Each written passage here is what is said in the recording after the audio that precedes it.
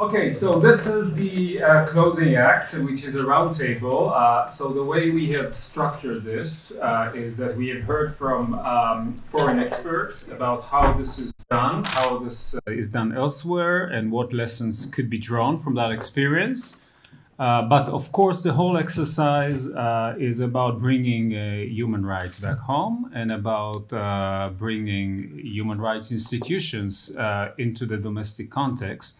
So we have a panel of speakers all working on human rights from a variety of positions. Some you will see from the government side, some from civil society, some from academia. Some members have been part of this process. Some have followed this from more from a distance. And the idea is to get an exchange of views between the participants about why we need an NHRI in Israel. What are the reasons? I mean, what is the time to establish this? What do you think is the configuration that we should and perhaps could opt for? And how do we address the not easy question of how to construct this in relationship to what we already have? Because we are not starting from scratch. We are not establishing a new protection system. We already have a protection system in place, an imperfect one, of course, like all protection systems. But we have commissions, we have ministries, we have a controller, we have courts, and the idea is how to add on to what we have. I must have said something which upset some. Well, if I may, what we need is more chairs and less space between the chairs, to use an Israeli expression. Okay. Too many people fall between the chairs. Okay. Yes, including the mics. So, yeah, I don't know. So the idea is how to actually have a synergy which is conducive and not have a competition which is destructive. So I'm not going to do elaborate introductions because we have many people here and the time is short. So I'm going to introduce everyone as we go. Thank you, sir. As we go on. So we'll follow the list of speakers on the program. I'm going to start with Orech Din Advocat Matan Gutman. Matan is the Chief of Staff of the Office of the Israel State Controller and Ombudsman, and that office has been involved in various stages of the process. And as you've heard from Tomer, we do think that the office has an important role, potentially an important role to play in any step that will be taken in this direction. So Matan, you have the floor. We said 5 to 7 minutes okay. to get it started. Stop me when. Okay. So first of all, thank you very much. Thank you to the Minerva Center, this important and professional project. Professor Shani, Professor Brody, Nathan. It was great to work with you. A few years ago, at the beginning of the project, we received a request to take part on it. And we were very happy. Since the State Controller Office, and especially State Controller Judge Shapiro, recognized the institutional gap in the NHRI in Israel as early as 2012. There is no official NHRI in Israel. But we think and we believe that the State Controller and the Ombudsman is the most appropriate and the suitable party to serve as NHRI to the current situation in Israel. Until Judge Shapira was appointed to the position of the State Controller in 2012, it's true that the State Controller Office has not identified itself expressly as an institution with a broad mandate for promoting and protecting human rights. But shortly after taking the office, however, State Controller Shapira emphasized in a number of occasions, and I quote, "I see the institution of the State Controller and Ombudsman as the State of Israel national human rights institution, and this will be my policy while I'm hold this position. And it was our policy in the last 7 years, 6.5 years.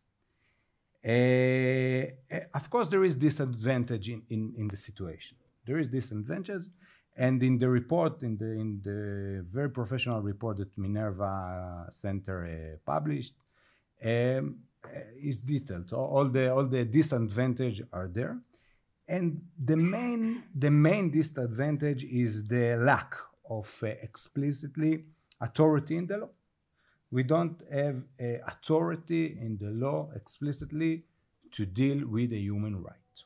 But in the practical world, we don't think that it will be a real change. It's not going to be a game changer if the law will change, because what we are doing now with our mandate now, we are dealing with human rights every day. And there is many examples. We just published this, I think, in 2015, a report, a very short with a lot of report that deals with human rights. And I think the unshakable proof for this is that report that we published a few months ago about the activities of the IDF and the government during the military operation in Gaza in 2014. And in light of the international humanitarian law. I don't think, but maybe the foreign expert can correct me, that there is other institution like us in the world that deals with these issues of international, maybe Professor Shani can say, and it was very sensitive report. We translate all the report is in our website. For example, following the report, the Hannibal order, if you heard about it, the Hannibal order was cancelled. This was one of our recommendations. I will give you another example. In 2014, we published a report about the social right of the foreigners, refugees in south of Tel Aviv, the situation over there. We found that the government policy does not meet the international convention, such the Convention of Culture, Economic and Social Rights, especially regard to access to basic social services. What was the response of the government? The response of the government was, we act according with the opinion of the Attorney General. And the opinion of the Attorney General is binding. So, in very unusual step for us, we turned to the Attorney General of Israel. And we wrote in the report that we think the Attorney General position is wrong. And we asked him to re-examine his position. And what happened? Two years after or 3 years after, the issue was re-examined by the Ministry of Justice. And now there is an opinion inside the Ministry of Justice by Dr. Scheindorf that the policy of the government does not meet with the international convention. So we accept our opinion. So this is just 2 examples, and we have many more. And we have, of course, example in the side of the ombudsman. Many examples. Ronit is here. She, my colleague from the office. Maybe later she explain a little bit about more the ombudsman. And I think that we have a lot of advantages to our institution in the fields of human rights. I can talk about this another 1 hour, so I think that I will stop now, and then in the end I will give a little bit more from the advantages, and especially the independence and the high profile. I think that we know all our colleagues, all our institutional. We are a member in organization of ombudsman, organization of Supreme Audit institutions, and I can say for quite sure that there is no other Supreme Audit institution with high profile like the Israeli one. I think is a very important advantage that we deals with human rights. So, okay.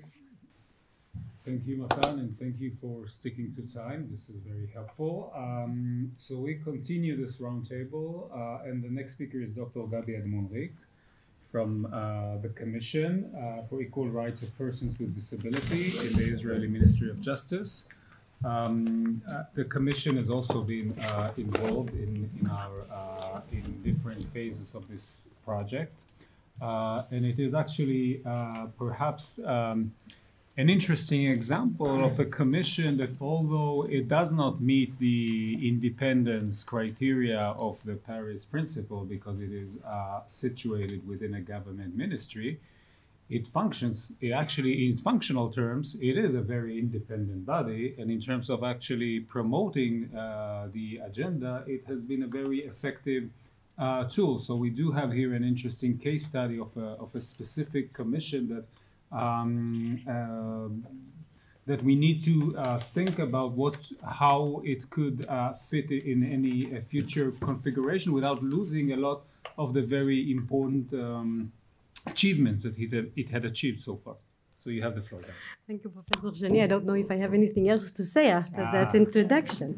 I wanted to thank you for inviting us to be here and a very interesting panel before. A little bit about the Commission for Equal Rights of People with Disabilities. For people that don't know us, we are part of the Ministry of Justice, but we are independent.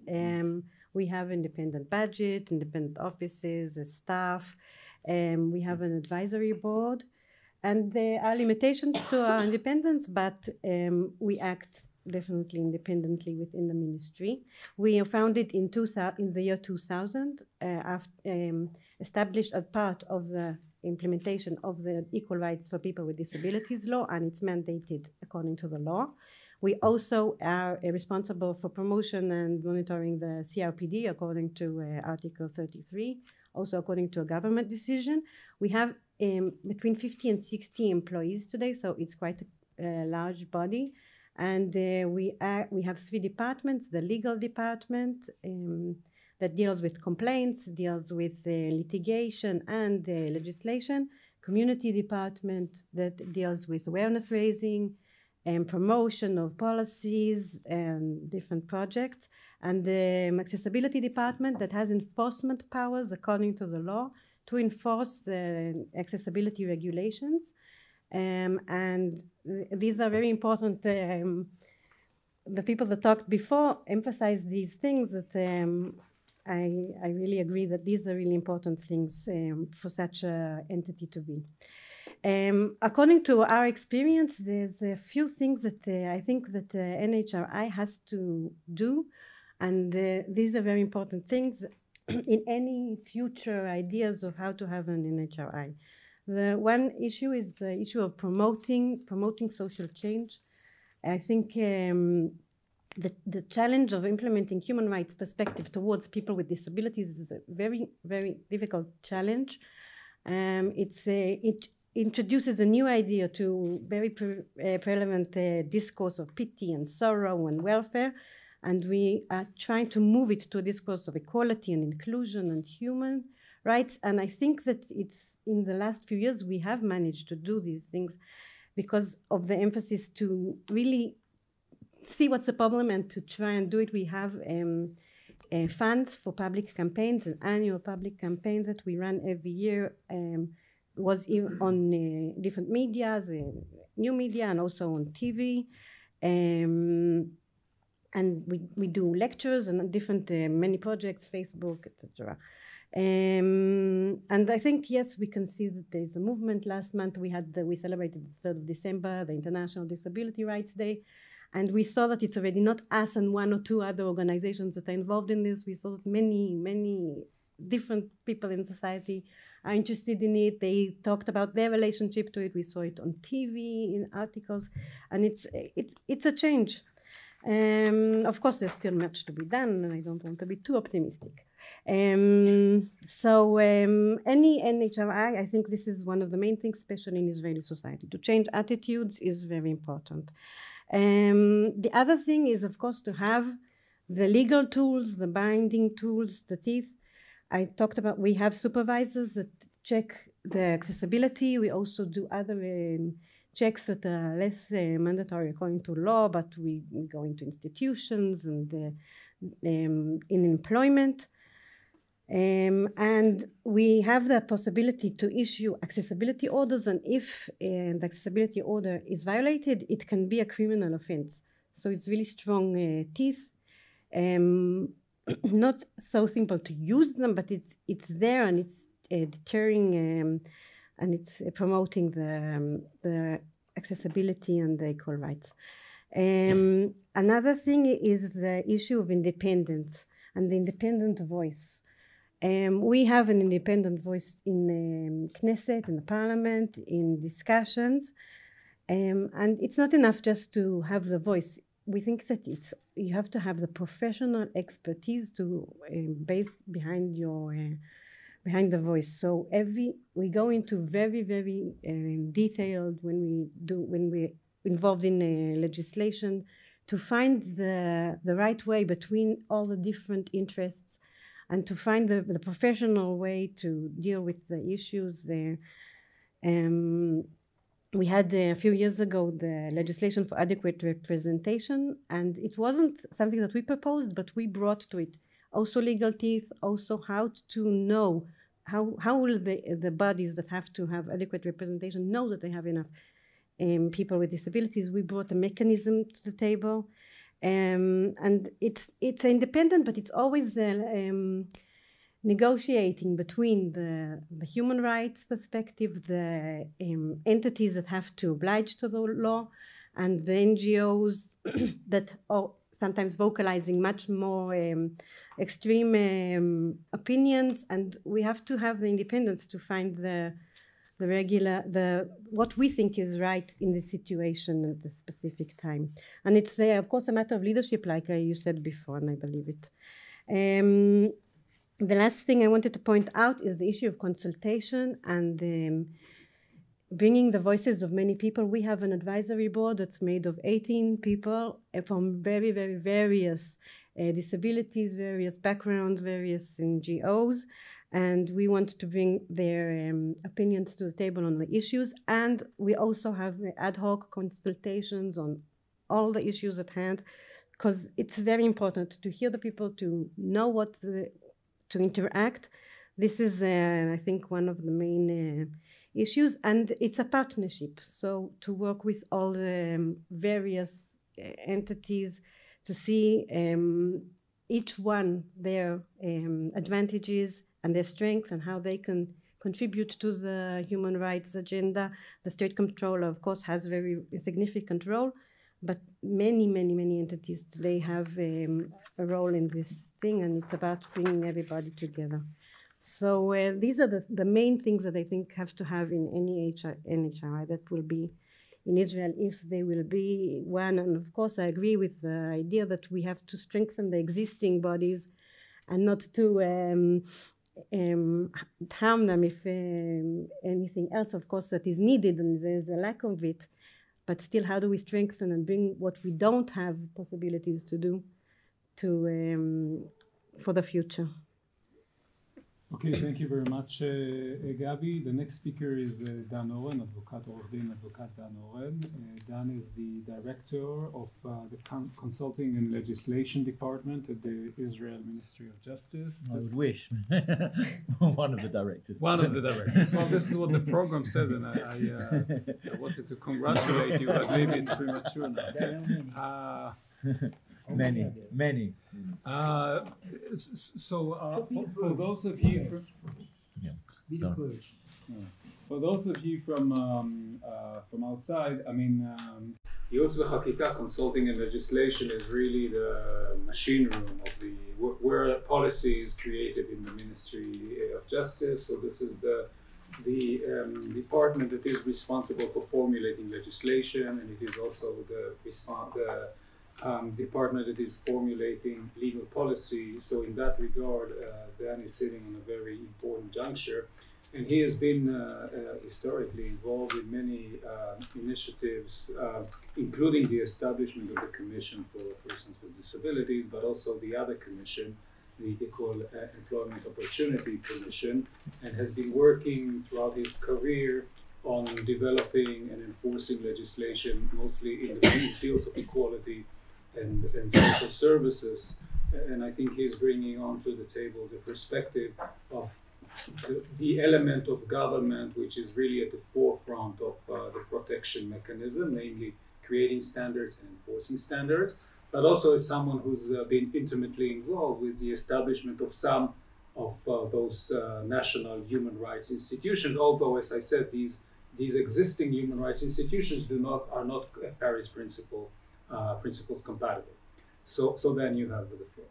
Thank you for the introduction, which saved me some of the introduction for myself, and really the basis of me coming here and bringing to this table, to this forum, the benefits of the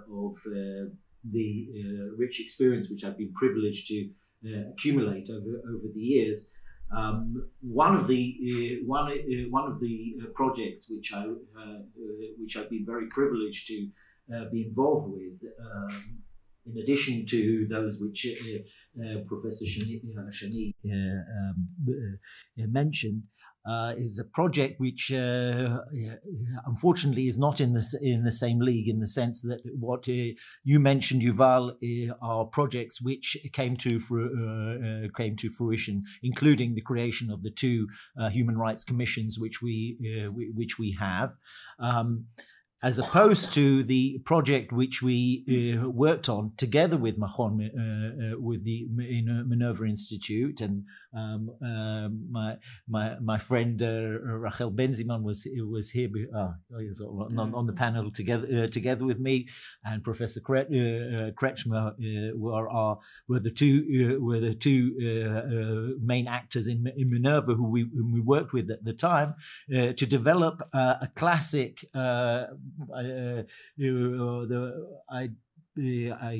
got here a bit late, but I heard the classic Paris principles model being mentioned, and it was that model which we worked on and basically proposed,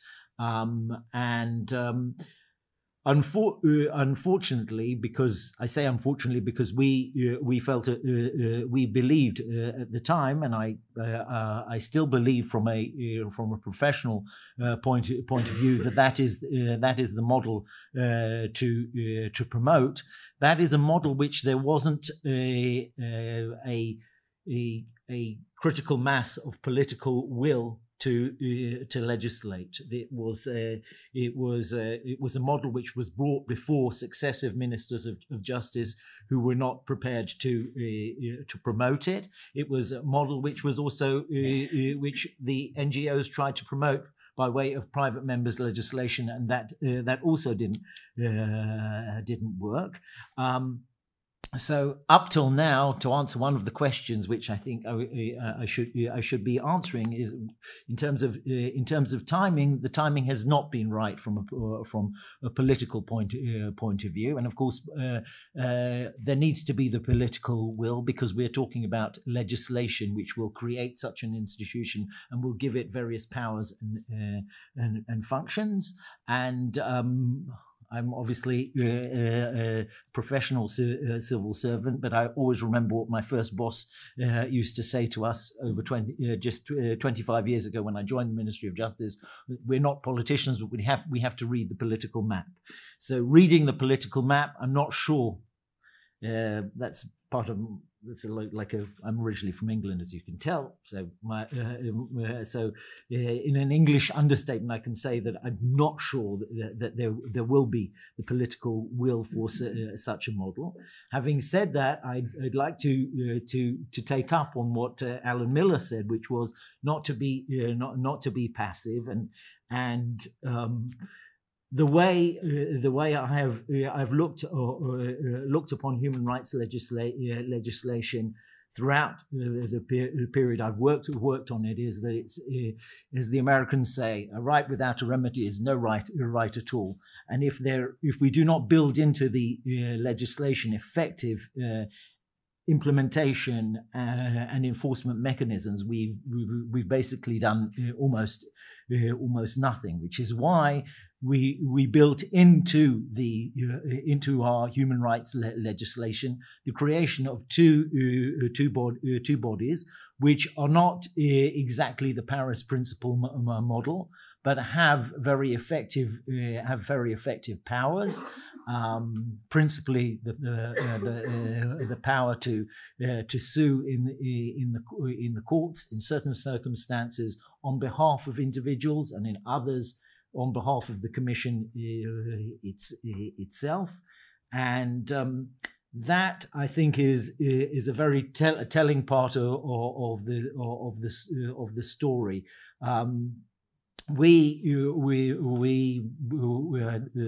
By the nature of things, we work a great deal with the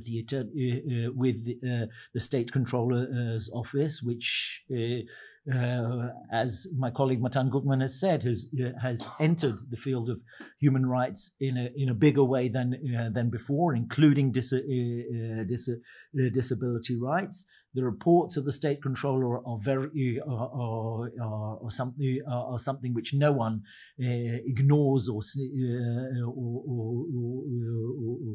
sneezes at. What's necessary primarily for a human rights commission is teeth. In terms of, when we talk about the effectiveness of a National Human Rights Commission, it is measured by having effective powers, because we proceed on the assumption that although there is a lot to be done in the field of promotion, that has to be backed up. There has to be a stick and carrot approach, and that is what we learned when we created our commissions. That's what we learned from other commissions, and from the Paris Principles model was the need to combine the promotion side with the enforcement side. Again, carrying on from what Alan Miller said about not being passive, even if we cannot achieve all the goals which we set ourselves from a professional point of view, because we are operated within a certain system.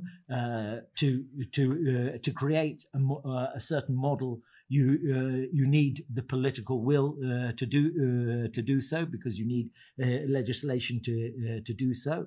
But within the existing frameworks, there is a lot that can be done. First of all, what was done by the NGOs and was backed up by many professionals within government was to, once the Paris Principles model had no political feasibility, was to, in addition to the Disability Rights Commission, to create our EEOC, the Employment Opportunities Commission.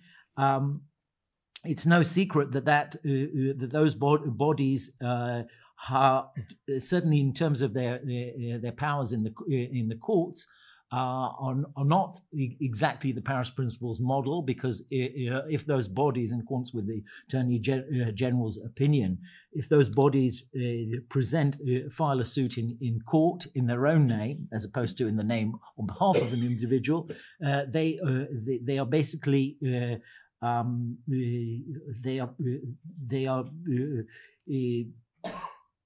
they have to follow the basic position of the Attorney General. Having said that, and as an example of not being passive and just saying, well, there is nothing we can do, there are also a lot of changes which are taking place behind the scenes, and not so much behind the scenes, in the sense that although the Attorney General's position has to be the position of those commissions in the courts, we are working with the commissions on trying to give them as much leeway as possible within that basic position.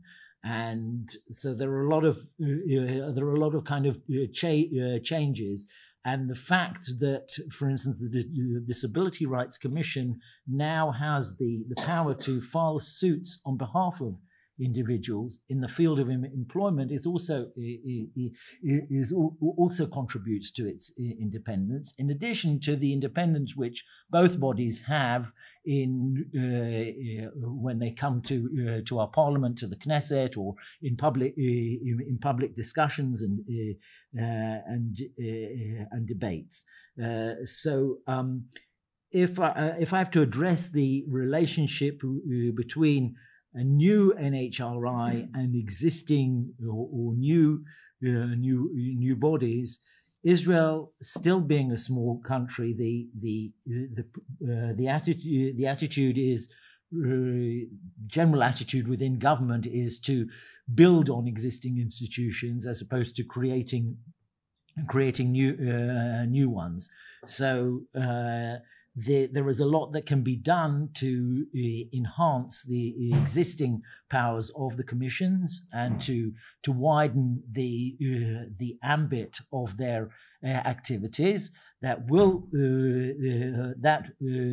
some of that does necessitate widening the ambit of their activities. Certainly necessitates legislative amendments, but there, in terms of my sense within government is that whereas creating a Paris Principles model does not have that much political feasibility, enhancing the existing models, whether by widening the ambit of their activities to include, for instance, discrimination in the provision of public of services which are open to the public, which at present is not within the ambit of either commission, unless we're talking about disability rights, where it is. I will finish up.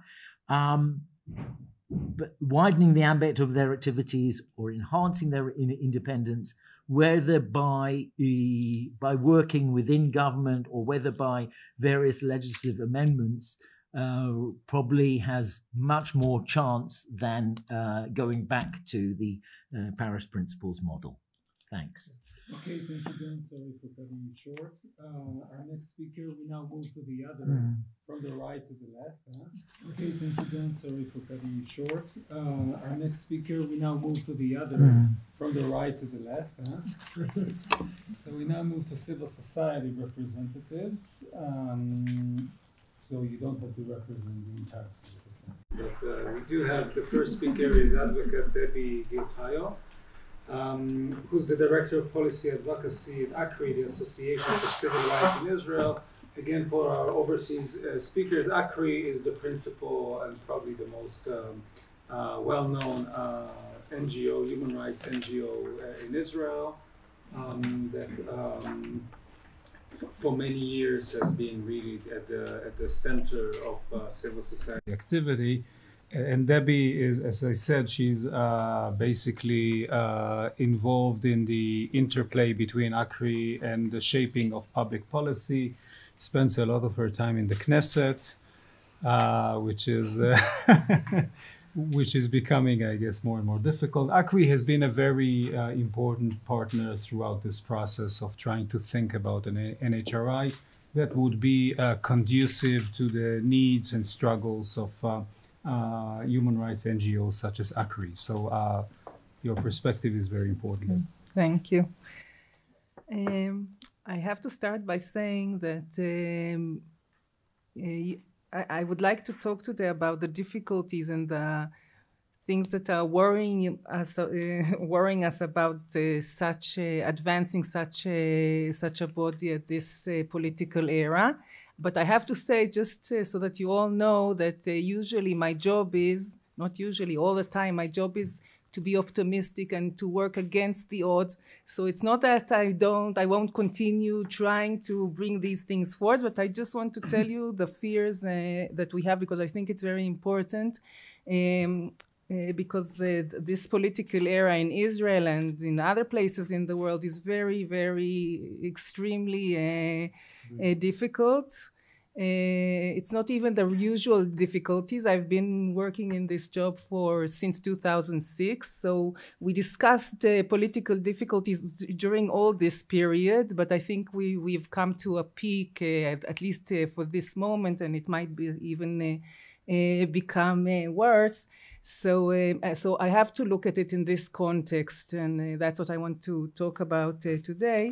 I think there is no argument about the importance of such a body, at least from our point of view of a human rights organization.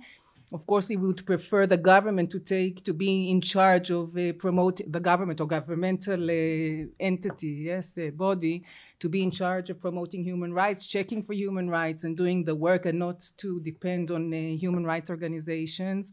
And of course, we even know the situation of human rights organization everywhere, and also even in Israel, being delegitimized and persecuted, which means that if we're trying to do a lot of what you talked about, bringing the issues to the table and trying to promote them, it's become very difficult, because the issue becomes the human rights organizations and talking about them instead of the issues themselves. So it's very, very difficult. And in that, and looking from that perspective, of course, it's very important that there is a body, that there is a body like this. Theoretically, it would be, the best would be an independent body that's set in law and has, different, all capacity. But even if I go even to what Dan said in the end, even to strengthen and the existing different bodies in Israel would be good. Yes, because today some of these commissions, I know they're doing very important work. We work with them, all the humans, all that are. I mean, we do a lot of, but still they're not as independent as we wish they would be. I don't want to go into it. It's a lot of problems that have to do with it, and of course it could be even worse. We have to remember the government decide who will be at the head of these commissions, etc. What they can deal with and what not, which monies they get and for what purposes, etc. Generally speaking, yes, I'm for these entities, and they're very important. Regarding the state controller, theoretically, from all the different bodies, it's the body that could take, because it's not dealing with a specific subject, it could take the issue of human rights and deal with different issues, and it could be a way. And as Matan said, they're doing a lot of this already. But again, it's very important to remember in the political situation in Israel, we're in a period that anybody that is criticizing the government is delegitimized and is under threat of its authority being hurt. And even the state controller now is under this threat in the last few years. At the moment, nothing has changed, but this threat is existing, and there are different bills waiting to be promoted by at least the last government against the state controller. And I think if we try to give them more powers, and they'll start dealing with more and more sensitive issues of human rights, then almost for certain, I think we will see the backlash, exactly like we see with the courts and the יועצים משפטיים, legal advisors in Israel and other entities that are criticizing the government. And I'm not even talking about civil society, I'm talking hardcore democratic institutions, yes.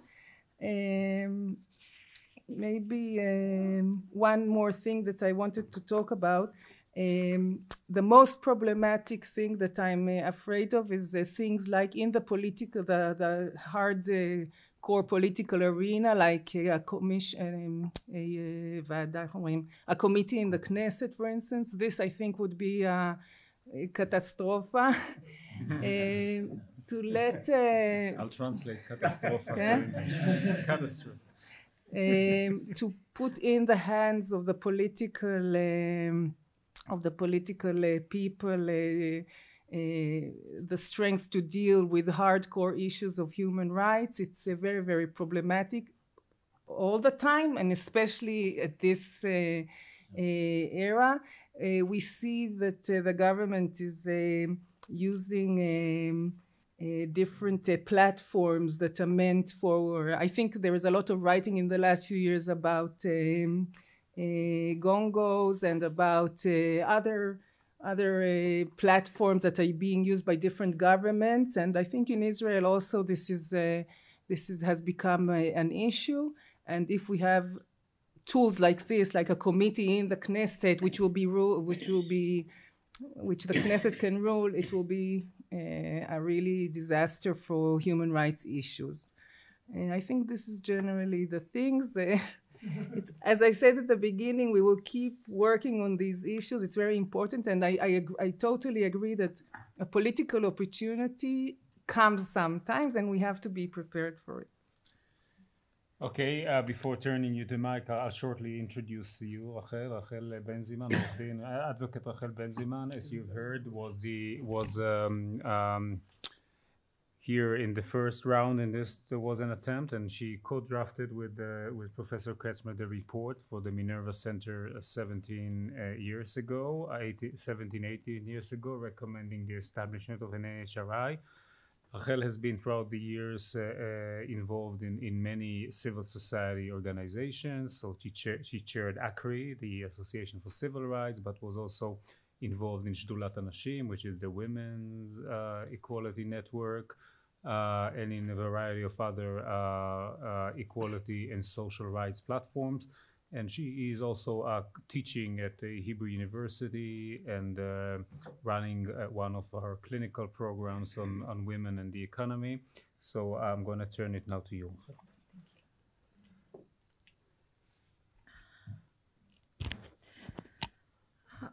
So as I met Professor Kretschmer in the hall, it was like, so do we have a deja vu or don't we?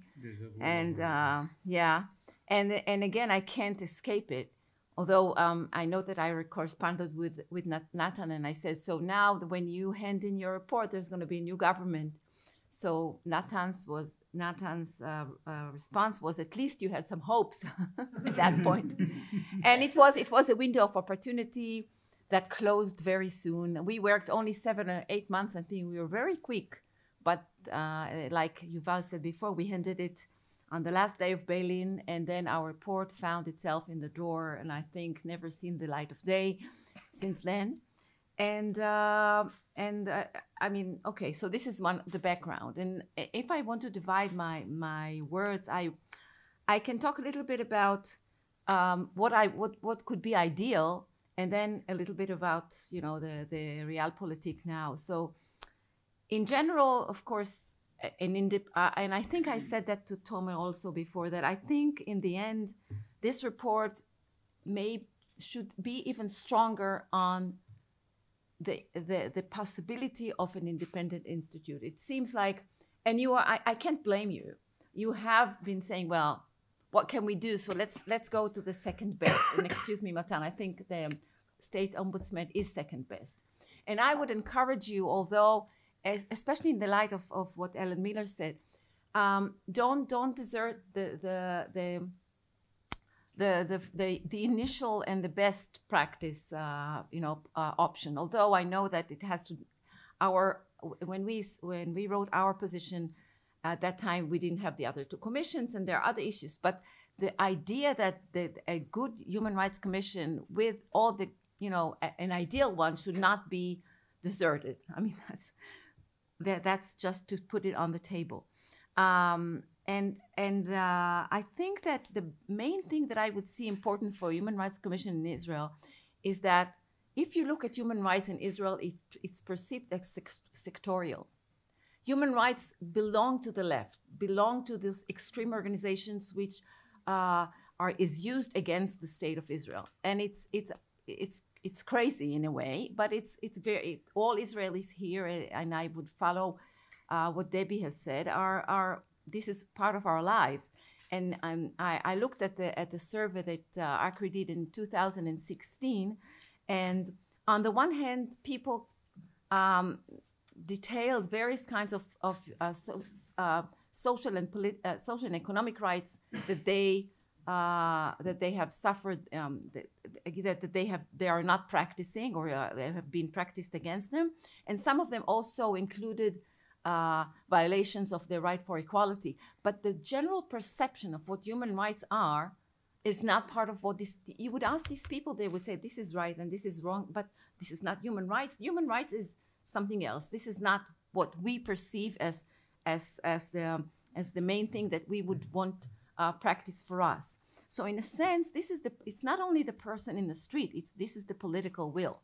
So when you come to a government, you talk about human rights, people see that in a very small lens. And this is why human rights are I know that when I was director of ACRI, and to this day, one of the issues we tend to stress what we do for workers' rights and for people with poverty and for housing, so that people will believe that human rights are not only the rights of Palestinians or the Arab citizens of Israel or refugees.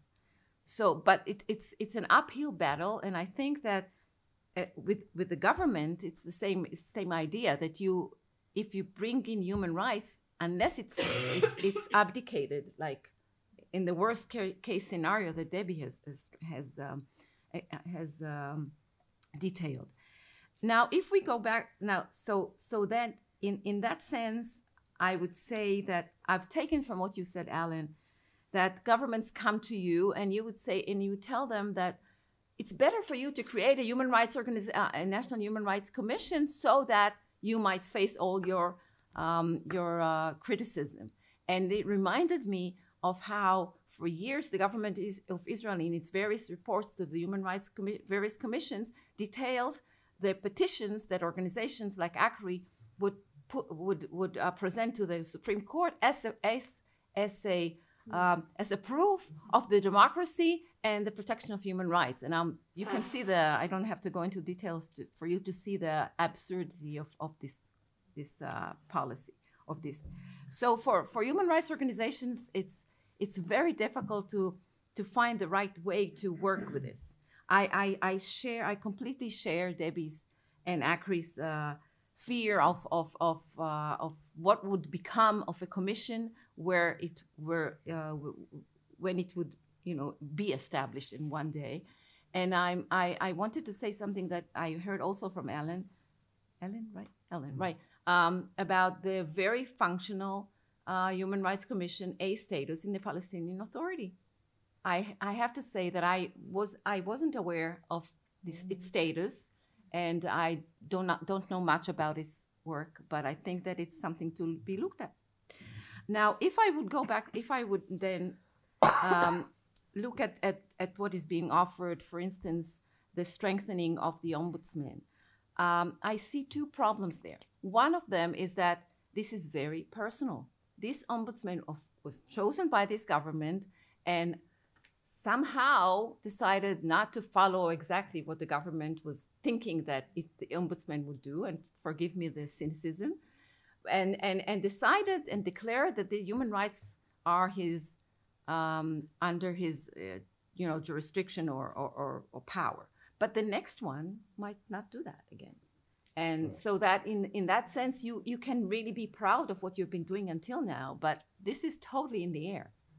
The other thing is that even if the ombudsman is being strengthened, I think that having said that human rights in Israel are so sectorial, there must be some sort of an institute which could do the promotion work. Promotion of human rights in a society which does not even understand that human rights have to do with each and every citizen is the main, it's not, I would say, it is as important as protection. Promotion we have some protection, but we have no promotion here. And some of the other commissions would do some of the protection, and the ombudsman could do some of the protection, but without a body that can do the promotion, we're not going to go where we should go as a society. Am I done with my time? You have no, you're done. You're done. So just famous last words. You were very inspiring, Ellen, and I would say that in Debbie's word, I think we should not desert it. We should work for it and again not desert the hope that we might have an ideal one, because the time may come, you know.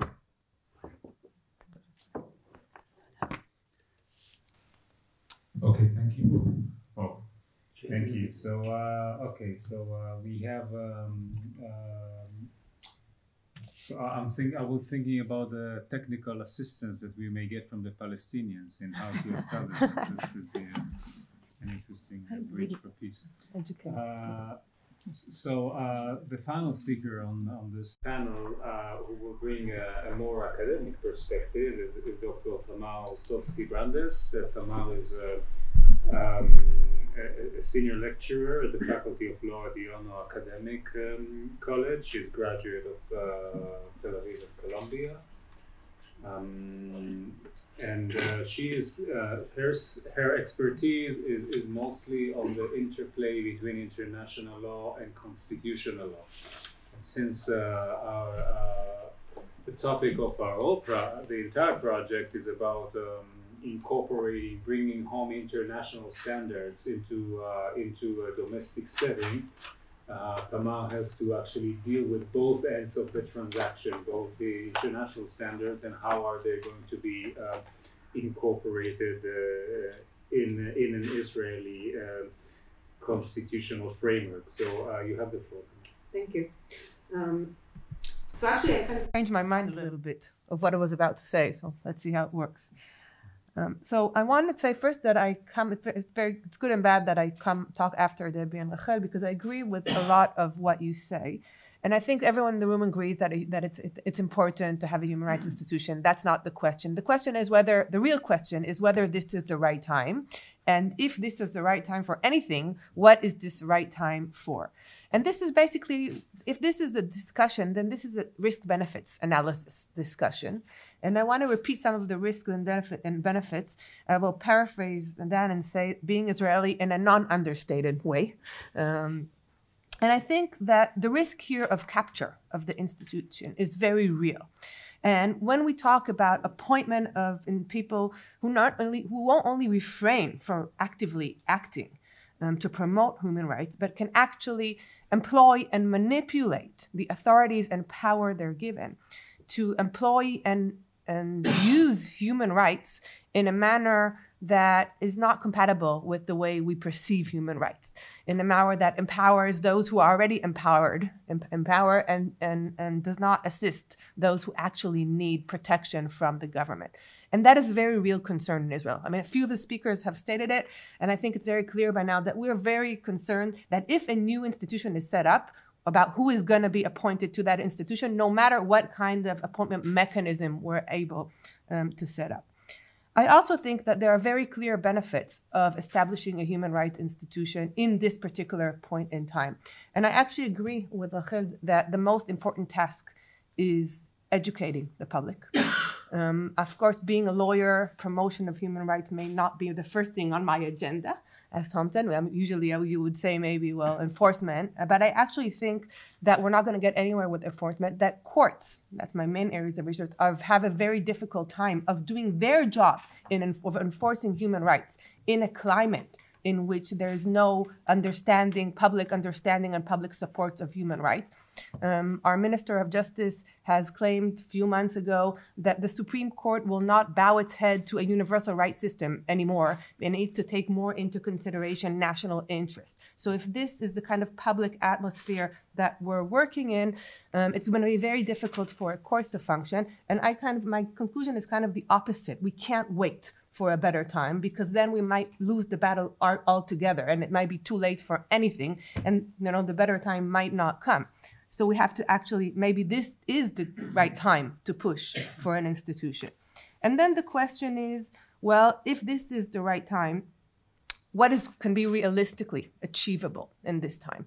And I think that here I think the question, my intuition might actually be opposite to what have been said. I think that what might actually be more realistically achievable is to set up a new political institution, because politicians know that if they set up something new, they will be able to capture it. And I think that might be actually the reason for choosing another alternative. And I think, and this is where I changed my mind a little bit, I think the state controller could be a good alternative at this time for reasons other than the reasons that were mentioned here. And I have to come clean here and say that I was initially opposed to this, because I think that one of the main roles of a human rights institution is vetting and examining and advising on legislation. And maybe Matan can correct me, but I just don't see how the state controller can do that, even if you expand its capacities. You know, I just don't see that coming in. And that means that we're giving up on one of the main important functions of a human rights institution. But I do think that it has the advantages of being an existing body that is professional rather than political. It's going to be more difficult. Yes, it's personal, but institutions always change. The fact that someone else might not want to take the task, I'll say something about that. I think that it enjoys relatively high public trust, which in a public climate very hostile to human rights, I think that's very important. I agree that there will be a backlash against the institution, and I'm sure the Office of the State Controller is aware of that. But I also think that in this political moment, if we have a state institution that is willing to take upon itself the task of protecting human rights, we're not in a moment where we can say, no, we'll wait for the ideal moment to have the kind of ideal institutions that we want to have. Because the public opinion is generally hostile towards human rights. So whether I think this is the ideal solution, ideally I also think it should be an independent national human rights body. But in a realistic, realpolitik, cost-benefit analysis, I think that there might be more to get more gains, more benefits at this point from compromising for this type of solution than from saying, let's wait until the political moment in which there will be a political will for establishing. But I think it actually might be more difficult to get there. Okay. Can you say a word, Tamara? Yeah, Yes, Yuval runs the show. We will open it to question. Now, Thank you. so the way we are going to do this, I'm going to allow, if members of the panel want to very briefly respond to something else, to something that was said, we can do that, and then open it for questions. So let's see you. Very Just take the mic. Okay? Very short.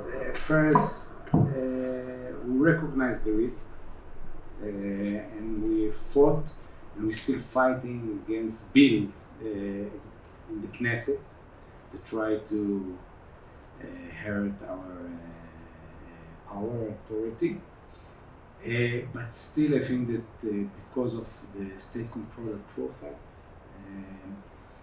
and because the other advantage that we don't deal only with human rights. We can publish a report about the IDF activities according to international law, and in the next day we can publish a report about corruptions in the government.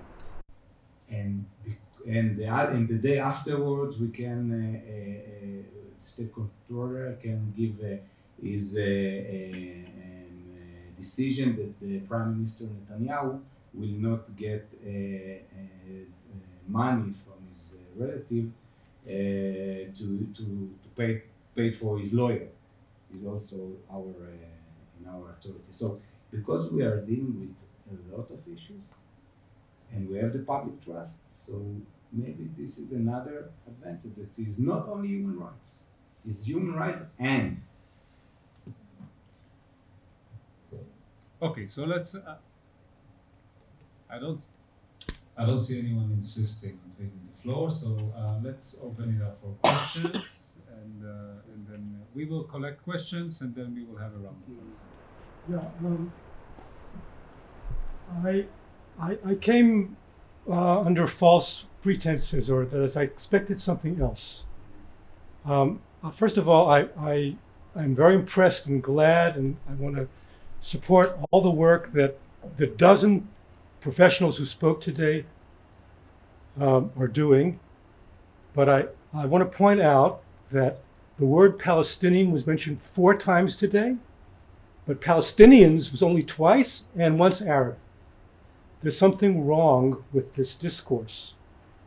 And it reminds me of what happened, the byproduct of the support for the African asylum seekers last year or 2 years ago. It's ongoing now for some years in Israel, that the Israeli public, when it hears the word palit, refugee, it thinks about the Africans, which is very important. But there are millions of Palestinian refugees for whom we are responsible. So what's going to happen if the National Human Rights Institution is set up here and it's going to be dealing with the rights of disabled and women and all the important people who need the help, but the word human rights will be stripped of its full, obvious, where it belongs. Okay, thank you, sir, for this intervention. Yes. Yeah, as obviously coming as someone who is a complete outsider in some respects from the Israeli situation, in a way, it makes you think about, well, how would you lay the groundwork here for a robust campaign to install a credible NHRI? And I wonder, from a Latin American perspective, whether there's also scope for unusual alliances with, say, the trade union movement, with religious organizations. Was that just that's a non-starter? I don't know. But also, what strikes me is it seems to be operating in a very complex media environment, which obviously has a dominant narrative, and that dominant narrative does not include your voice, and if it does, it's distorted. Some scholars are arguing that the human rights movement confronts a real challenge today, which is to articulate a new politics of redistribution, to engage much more forcefully with questions of economic justice as a route to building solidarity that cuts across identity politics. And I just want to throw that out there as a provocation, or as something that I'm thinking about a lot. I'd be very grateful for your thoughts. Yeah. Yes, you are. Okay, so thank you for that. I'll have to rethink my question, but okay, so it's a 2-part question. First of all, this is mainly to Matan, but of course Matan might not feel entirely comfortable answering it, so we can also open it up to other responses. But is there anything that can be done internally in the office to entrench, sort of to do a self-acculturation, not just the glossy paper publications that say we're dealing with human rights, but it's part of it. It's part of it, definitely. It almost is on the verge of promotion, or it has a promotion flavor to it. But internal institutional things that can be done. We have some suggestions in the report, but if there are things that you can share with us that you've also thought of, or suggestions from other members of the panel, or the roundtable rather. And the second, which it's actually the people in the audience who might be better equipped to answer, but is there any merit to, for example, applying for accreditation, ending up with B status, in the process of moving up and ratcheting up to an A status? Because, I mean, I can think of it in a few ways. And first of all, you'd be in there already, and you'd be acculturating yourself as an NHRI, even if at the lower the lower tier. And then, of course, it's a national affront to be classified as a B institution, which might sort of be part of a motivation of politicians to try harder. Like, you know, joining the OECD was a significant factor in adopting certain very positive legislations in Israel. So it's a question to all of you, but also maybe Alan and the others might have some experience with that kind of process of framing it as B and then moving up to A.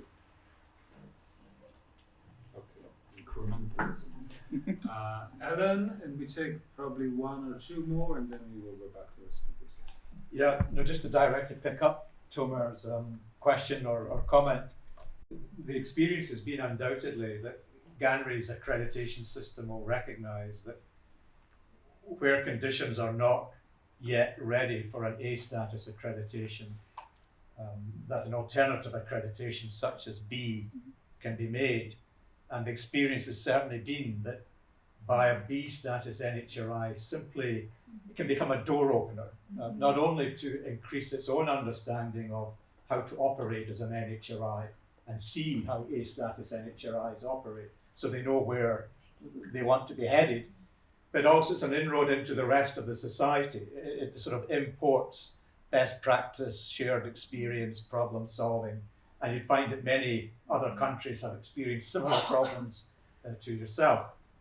But my final sort of, not caveat, but just putting it out there is that even B status is only awarded when GANRI thinks that there is an intention to work towards becoming an A status. But if there's no intention and no clear roadmap, and we will give you a roadmap, these are the concrete things that need to be done to upgrade you to A. If we don't see that there's any movement towards that, then you will not get a B status, because otherwise it reduces the legitimacy of an A status and a B status. Our status within the UN and our speaking rights will be undermined, and we were not prepared to open that up. Yes, please. I just, I'm not an expert on human rights, but I just want to say I've lived in Israel 20 years now. In my experience, and maybe there's a lot more people that are pro-human rights in the public than is realized. Because I live in a very right-wing area, and yet I wouldn't say in my experience, in the community of the people I'm around, what I experience, that any of them are not pro-human rights on a very high scale, pro-morality and human rights. So maybe it's what Tom says, it's really, we'll blame it on the media and politicians. I think Yael wanted to show you. Yeah, it's really an intervention more on the political. It's just because following what prompts me to say it is exactly the opposite of what you're saying. I'm thinking about the education. The impression that Rachel gave, and also Tamar, is that there's a role of educating the public, the media, whoever, that human rights is not just Palestinian asylum seekers. It's the right to work, it's the right to strike, it's the right to housing, but it's not sectorial. But first of all, it is sectorial. It's just a sector that we less identify. It's the poor. So there's in the disabled and religious rights. Religious rights. Yeah. Okay. So it's all various sectors that need assistance, and that in itself, I don't think is a. I don't think you intended to reject that. But the more I think about it, well, if we, the human rights, if civil society explains that, will people then see the light and say, oh, we're actually pro-human rights? I'm just thinking in the present political climate, it's not that people don't understand what human rights are. They might not actually want human rights. So that is really what I think people need to be educated about. That human rights are a good thing. They know what it is. That's what scares them, because they don't see themselves as potential beneficiaries. Okay, so let's now return to the panel, and we're going to do this in the reverse direction. So while Tamar takes 10 seconds to collect her thoughts, maybe I'll throw just one more element into the mix. Let me say two things, and then I'll pass it on to the speakers. First, on the structure, I mean, we have been talking about the state controller as being good in some things and maybe not so good in other things. I'm not certain that it has to be one body that does it all. I mean, we can think of a configuration of bodies that do different things. So you could have an academic institution doing the more educational, promotional stuff, and there are models like that. There are, I know that the Knesset committee is shocking for some. But the UK, of course, has a very impressive history of a joint committee, which in a certain context could work. Like the state controllers committee is quite a successful committee because it's headed by the opposition. We're not sure that it's trickier with human rights, so maybe you need a by chairpersonship, but I wouldn't rule this out. And the second comment, the gentleman spoke about the Palestinians, which is of course something that we didn't so much go into the substance of which rights are being protected and who are the beneficiaries. But of course, I'll put it on the table. It would be a very dramatic question as to how, and I'm not sure what's the answer for the controller at this point in time, how involved are these bodies in monitoring conditions in the occupied territories? I mean, in Israel proper, of course, Palestinians in Israel are, of course, part of the issue.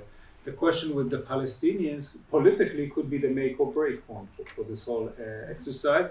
And as you know, when Israel appears before the treaty bodies in Geneva, it claims that treaties do not cover territories outside the sovereign borders of Israel, which for those purposes do not include the West Bank.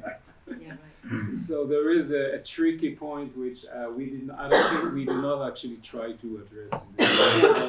I'm flagging this as if this ever becomes operational, this is something that would need to be at some point discussed. So Tom. So I have three short points that I think respond to at least Yael, Tom, and maybe draw a little bit on what you say, Yuval. First, I think that we have to build on unlikely alliances. And I think that we're actually might be witnessing one just these days when we're talking about investigation techniques of Jewish suspected terrorists in the media, and then the whole question of investigations, torture, what's legitimate, what's illegitimate, is generally discussed in public media. Now, I see the smile. I see that, yeah, but it's only going to be applied sectorally. I disagree. I think that there's value in it, even if there's only public interest in it when it happens to specific people.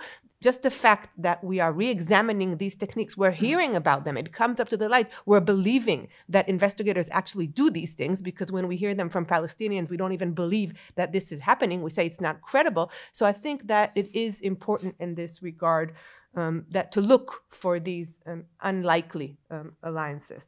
I think that that unless we're going to sit back and wait for the right time, and no one, and actually they're not waiting, they're doing a lot more than I am, so they're not waiting for the right time, but then we have to recruit partners wherever we can find them.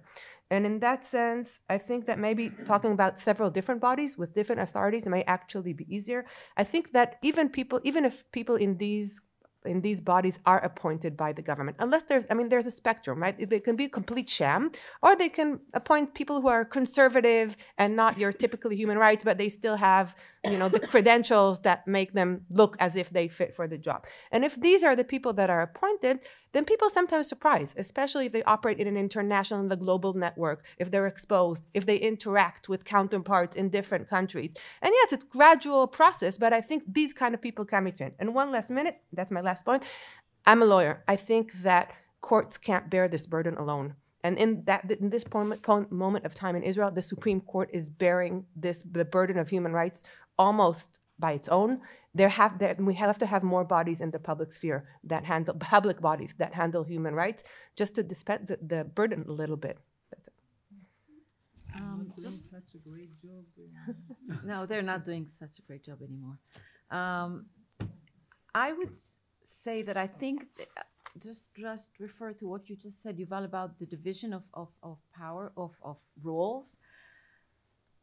I think that the last thing we want to see is let's put it positively. I think that it has to be the role of the government to promote human rights, or a government-appointed body to promote human rights. This is the only way we can overcome the sectoriality, if I can put it this way.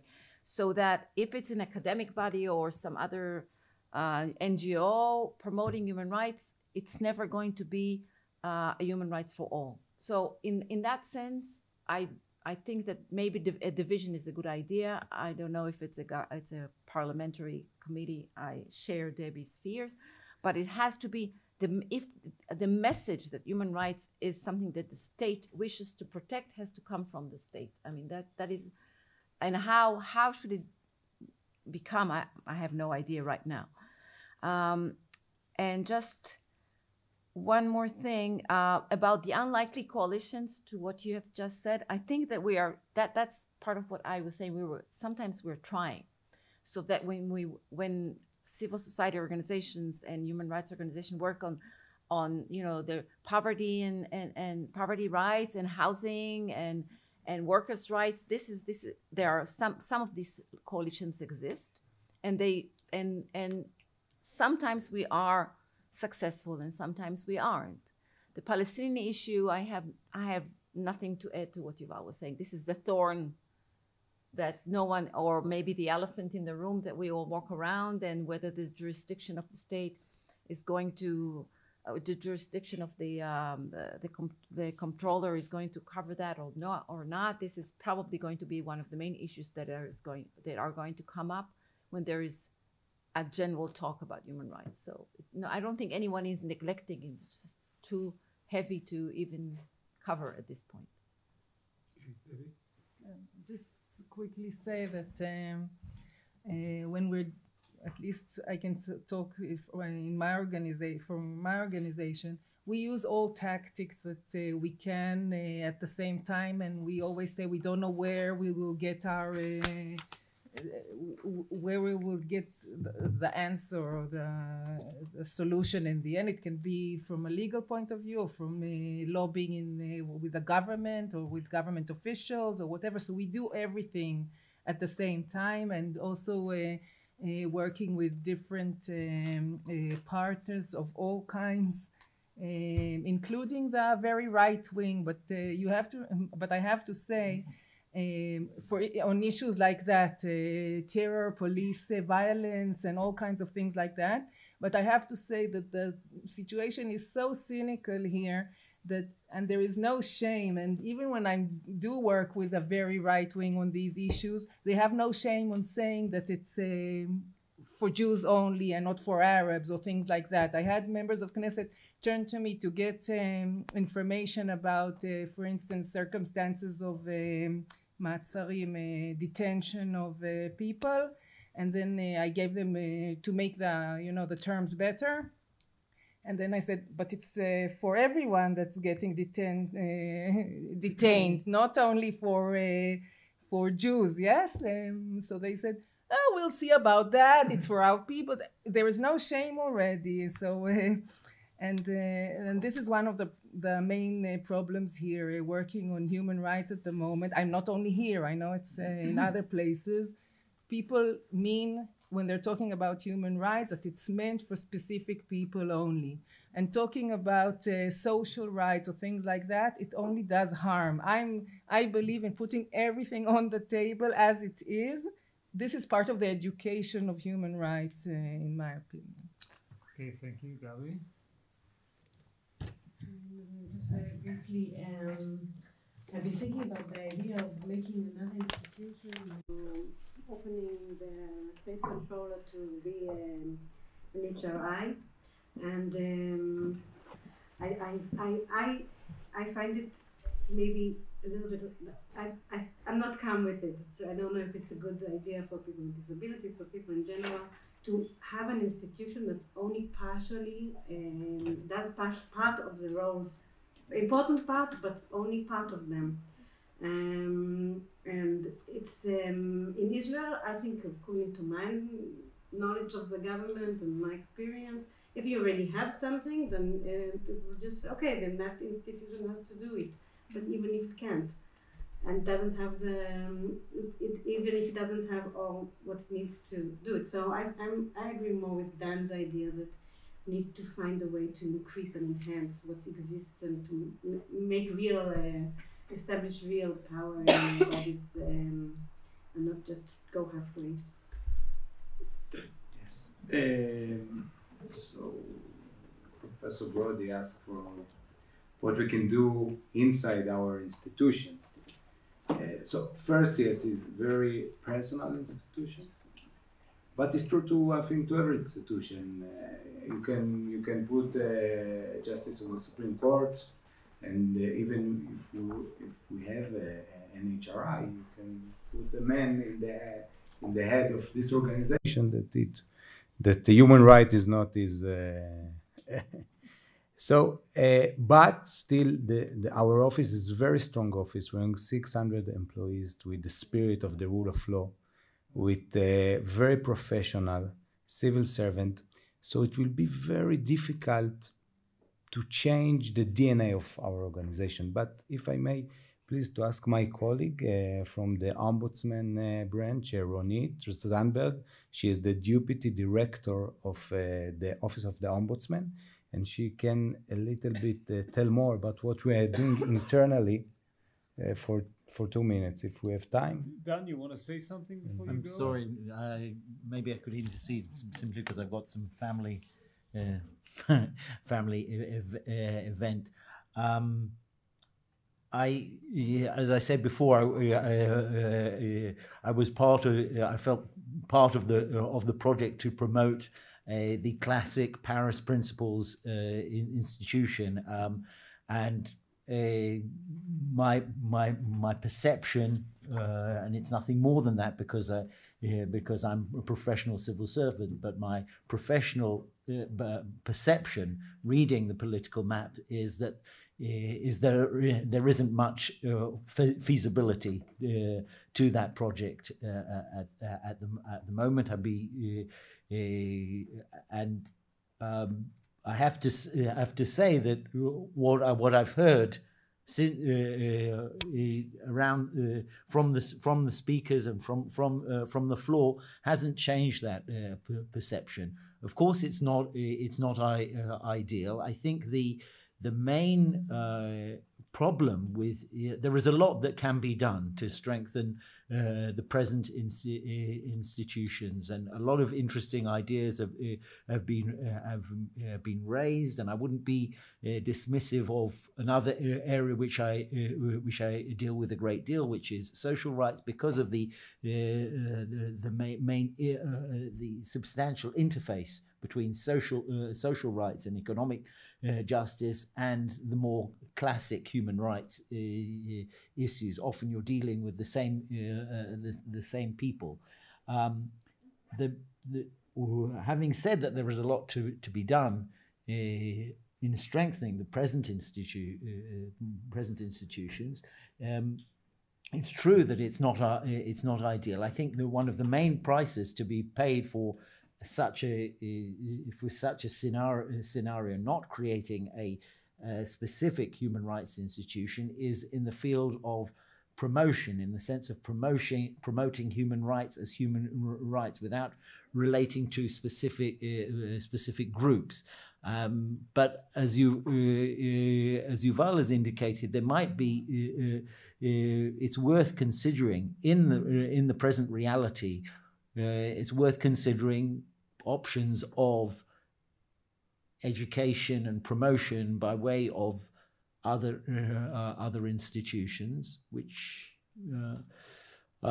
that's my perception of the reality in Israel today. Okay, thank you. So you are. I'm dismissed. Yes. Yeah, you're released. So if we have time, okay. if not, Very brief. Right. Sorry. Ronit, you want to come over, Ronit? Okay.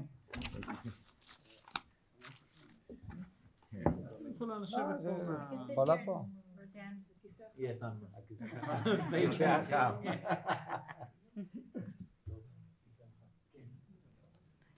Hello. So as Matan said, I'm Ronit Zandberg. I'm Deputy Director of the Ombudsman, the State Controller's Office. And let me just invite you to the backstage of the Ombudsman Office. We are a unit within the State Controller. We have 87 lawyers, 3 social workers, and what we do is receive complaints from everyone, not just citizens of Israel, but everyone, every person, as our law indicates. And we have something like 14,000 complaints a year. And what we have done, I said backstage, so I'll tell you that over the past 1 or 2 years, what we have done is we sort of started a process of looking at ourselves in a different way. I said we are 87 lawyers, and we, most of us, have been specializing in what we call administrative law, because what we do is we look at the actions done by public bodies, the government, and so on, and look at it from an administrative point of view. But the process we have begun the past 1 or 2 years is looking at the actions of the government, actions of public bodies, the public bodies from a constitutional law point of view. And that's a process for us, because it's not something that was in our DNA, but we are doing everything we can in our power, really internally, to start looking at things from a different perspective. And I invite you to look at our reports and at our website, and see that we do have complaints that we have dealt with and we have investigated over the past year or 2 years that deal with constitutional rights, such as equality rights, such as freedom of speech, privacy, the right to privacy. And that is a process that we're going through, and we are continuing in our work plan, the 2019 work plan. We have some things that we have indicated to ourselves that should be done, such as getting contact with other ombudsman offices in the world that are also human rights institutions, such as going to schools and explaining about us, not only as ombudsman, but also as an institution that can help people with human rights. And also deepening our knowledge in constitutional law. That is another thing that we are that we will be doing during during 2019. Okay, Toda Rabba. Thank you very much. This brings our proceedings to an end. I want to thank again all the good folks from the Minerva Center, Nathan, Danny, Anna, Tomer. Who else, Danny, should I thank? And the rest of the team. I want to thank you all for, it was a long, excruciating afternoon, and you have withstood it, so you have shown resilience and dedication. Thank you very much for coming. We are now going to finalize the report and then try to see how we can basically promote and advance any conclusions that we have. We are also, this is for us, we are interested in continuing to work on these issues, both the practical aspects, the dialogues, but also the feasibility research and the various modalities that are being developed. So I look forward to continuing the cooperation, collaboration, and exchange. And I want to thank in particular our guests from overseas that have come here and have really gave us a lot of food for thought. Before we actually break, Tomer has an announcement. Well, we'd like to have a group photo of the speakers. So, Thank you very much.